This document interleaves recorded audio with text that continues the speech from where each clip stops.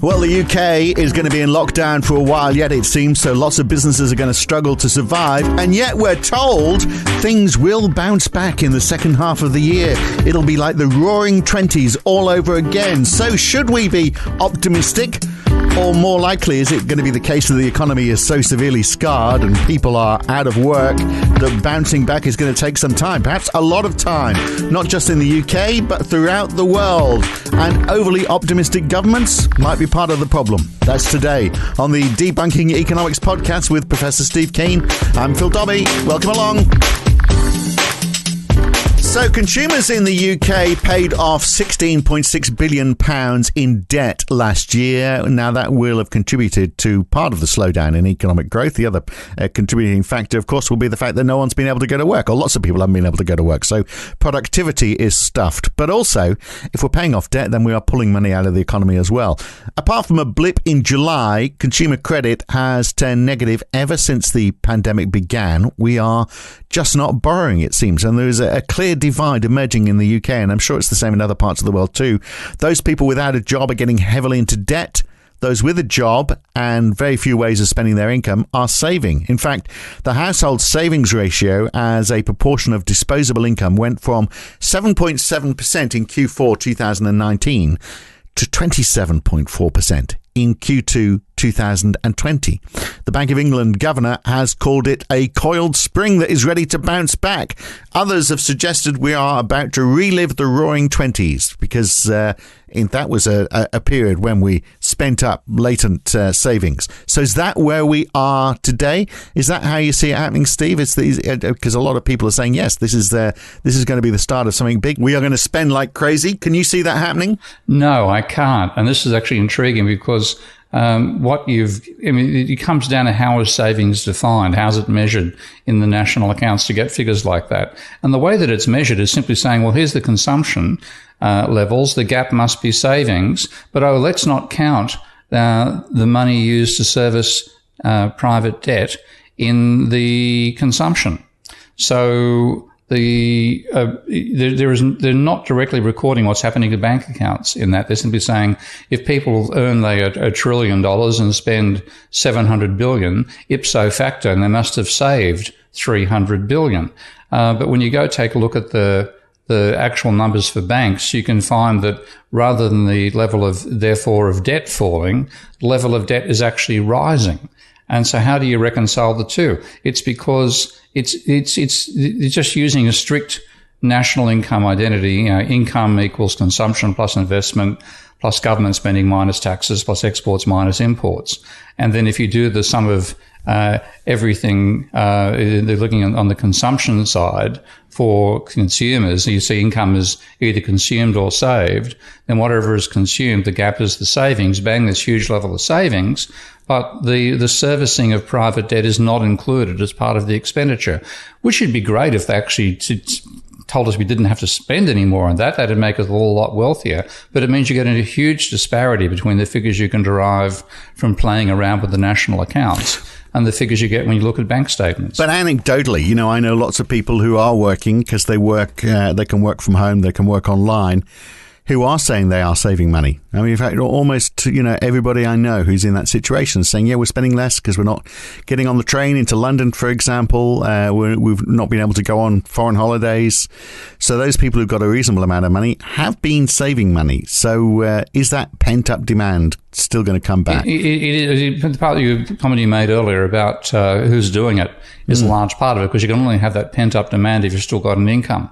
Yeah. And, of course, there's, this is what happened during the Great Depression. And my own family, and my mother's side was a beneficiary of this because my grandfather, was a post office, manager.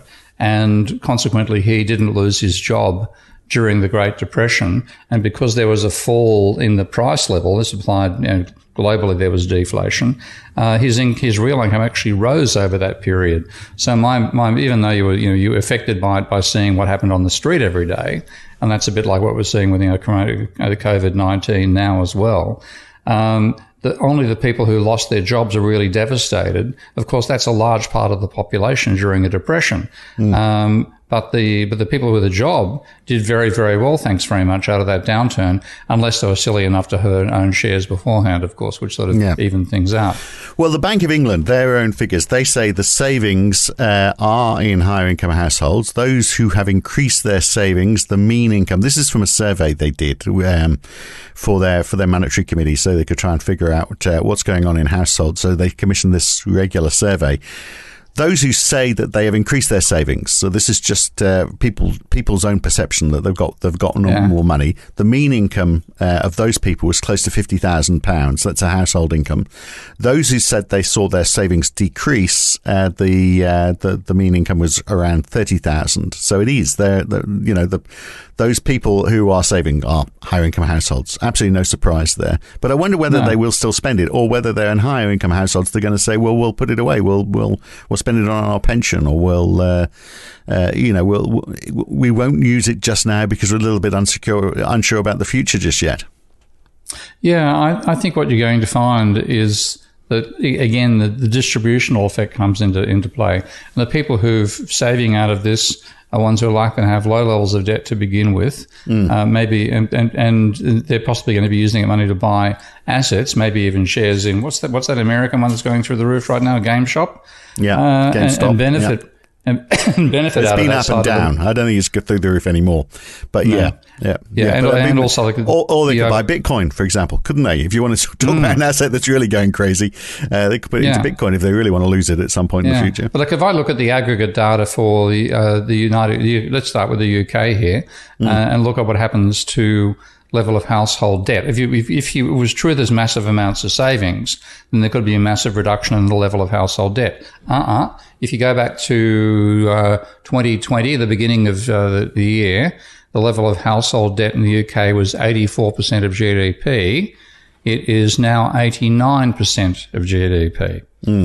That's a 5 and over more than. And sorry, that's not now. My mistake. That's June of last year. Yeah, so only halfway through. And it's got much worse since then. Yeah. In 6 months, there's been a 5% increase, 5% of GDP increase in the level of household debt, which is because it's only 80% to start with, far more than a 5% rise. Yeah, actually, just going right back, it's from 84 to 89%. So the way numbers are going, by the time you get to data at the end of 2021 or 2020, end of 2020, beginning of 2021, end of 2020, you're going to see possibly a 10% of GDP increase in household debt in the UK. And then Yeah. And a chunk of that is probably going to be small, very small businesses, people who've been forced to borrow to keep their business afloat. They've not been getting necessary aid from the government. So, for sole traders, it's very difficult to divide, distinguish household debt from your business's debts, because they all just